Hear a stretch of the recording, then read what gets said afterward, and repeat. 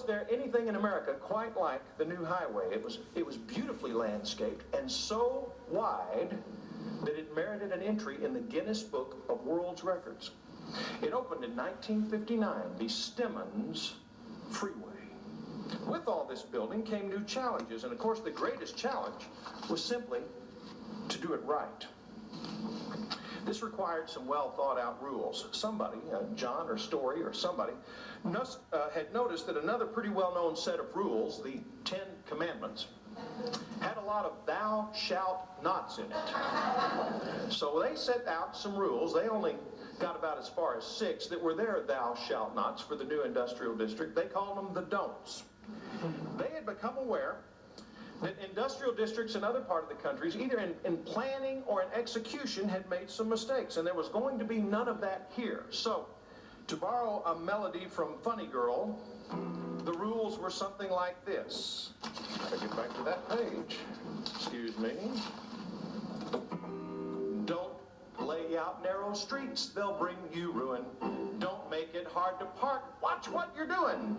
Learn from the mistakes that other folks have made.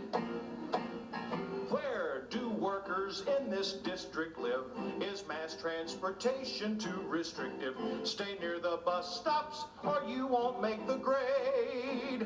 Don't let your truck docks stop traffic flow, 'cause where the street blocks no one will go, sir. Have I got your attention? No, sir. I'd also like to mention, watch where your railroad tracks are laid. Stay flexible to have it made. Then after you have worked and planned and prayed, just be sure that you don't rain on your parade.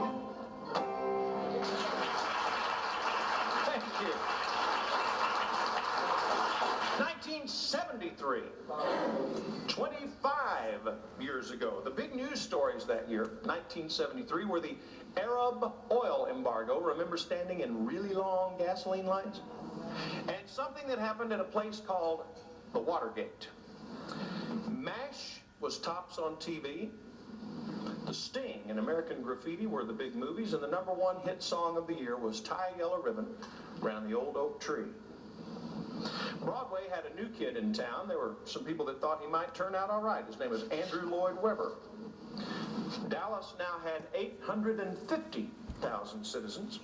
The Dallas metro area was first in the nation for growth. It was also #1 in business activity and buying income. The Market Center Complex, which sat on Industrial Properties Corporation land, had grown to 3rd in the nation for apparel, gifts, and furniture. We were in the top 5 for conventions. We had a Super Bowl winning football team. Actually, by 1973, they had moved here to Irving. And we also finally had big league baseball in the area. The Washington Senators had come to town and become the Texas Rangers. We also had a brand spanking new airport. We proudly called it DFW International. But in the beginning, that international was a little bit of a stretch. There was 1 flight a day to Mexico and 1 to Canada. The shop was now expanding outside of the Trinity Industrial District. There was a divorcing couple whose land adjoined the new airport, and they couldn't agree on anything except an offer of cash from the shop.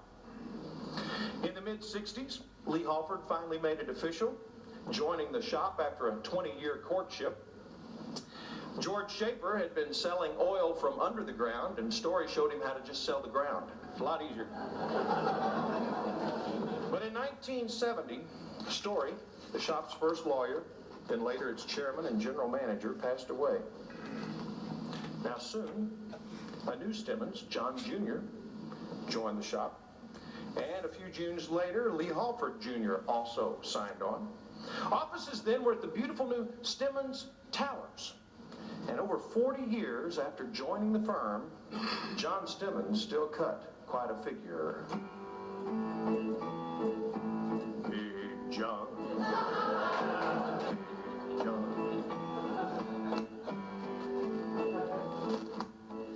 Every morning at the office you can hear him come in booming, "Hello, little birdie," and "Bless bless you, cousin.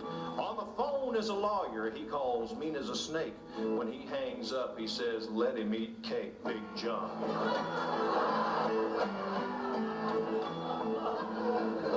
A lady stops by, he calls a mean, wicked witch. He was gonna say more, but he got the itch. Till he got back, the phone rang off the wall. Must have been a banker. He said, nuts to 'em all, Big John.